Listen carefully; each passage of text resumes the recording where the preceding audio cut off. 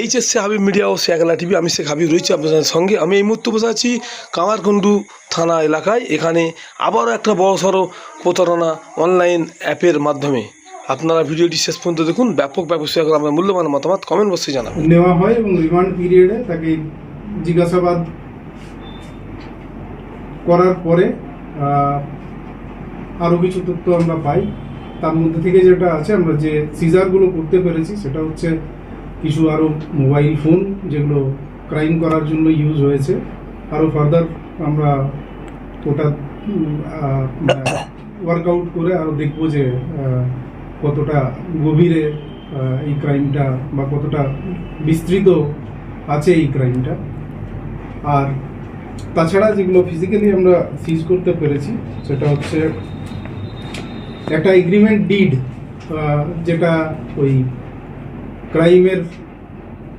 Crime করার ফলে ওরা যে অর্থ উপার্জন করেছিল সেই অর্থের একটা এগ্রিমেন্ট ডিড কিছু ওরা অ্যাডভান্স করেছিল। সেই এগ্রিমেন্ট ডিডটা আমরা মানে পান্ডুয়াতে যেটা করেছিল সেটা আমরা সিজ করেছি।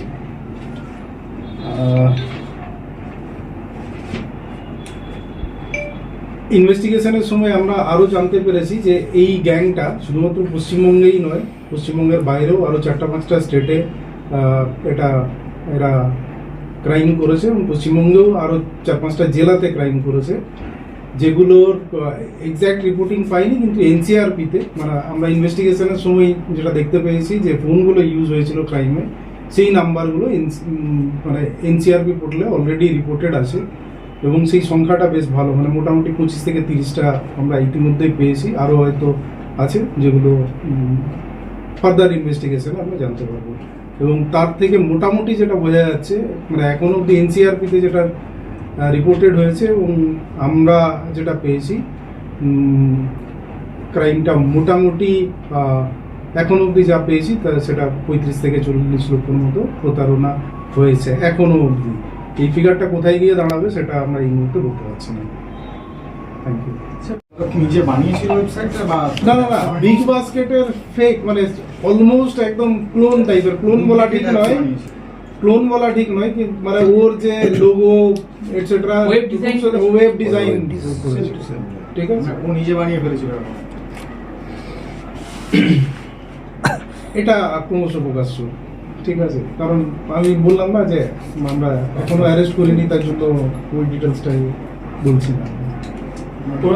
মানে যদি প্রশ্নটা এইটা হয় যে ক্রিমিনাল আছে সেই বানিয়েছিল কি না, এবার দুটো জিনিস আছে এখানে, একটা আইডি এবং একটা পার্সন, দুটো সেম এন্টিটি হতে পারে, দুজন আলাদা এন্টিটি হতে পারে, ঠিক আছে। এবার আমরা অন্য যে আইডি বা অন্য যে পার্টিকুলার ডিটেলস পাচ্ছি সেটা ইম্পারসোনেটেড অর রিয়েল, সেটা আমাদেরকে এখনো ভেরিফাই করতে হবে। কাজেই এই যে ওয়েবসাইটটা বানিয়েছিল নাকি অন্য কেউ বানিয়ে হোস্ট করেছিল, এটা আর একটু ইনভেস্টিগেশনে হলো। মার্কেটিংটা করতে হবে বানানোর পর ওয়েবসাইট বা এটা হ্যাঁ ফেসবুকে যে মার্কেটিং, সেই মার্কেটিংয়ে এরা অ্যাক্টিভলি মানে ইনভলভ। এখনো পর্যন্ত আপনাদের ইনভেস্টিগেশনে কতজন এরকম প্রতারিত হয়েছে বলে অনুমান ধারণা? দেখুন, আমি তো বললাম ওয়েস্ট বেঙ্গলের মধ্যেই অলমোস্ট 30খানা এনসিআরপি পোর্টালে অলরেডি রিপোর্টেড আছে। এছাড়াও মোস্ট প্রবাবলি মহারাষ্ট্র আছে, আরও তেলেঙ্গানা আছে, এরকম 4-5টা স্টেটের থেকেও এনসিআরপি পোর্টালে রিপোর্টেড হয়েছে। এবার এনসিআরপি পোর্টালে রিপোর্ট করেই তারা ছেড়ে দিয়েছে নাকি সেখানে কোথাও কেস করেছে, আমরা তো মেসেজ সব জায়গা করেছি, অল কনসার্ন আমরা জানিয়ে দিয়েছি, ঠিক আছে। এবার তারা যদি আমাদের সঙ্গে যোগাযোগ করে তাহলে মানে সেটা আন্তরাজ্য চলছে বলছে। আন্তরাজ্য ডেফিনেটলি, কারণ এনসিআরপি পোর্টালে 4খানা স্টেট এরকম আছে, আমার এক্স্যাক্টলি নামগুলো মনে পড়ছে না, দুটো নাম মনে পড়লো, যেটা মহারাষ্ট্র অ্যান্ড তেলেঙ্গানা।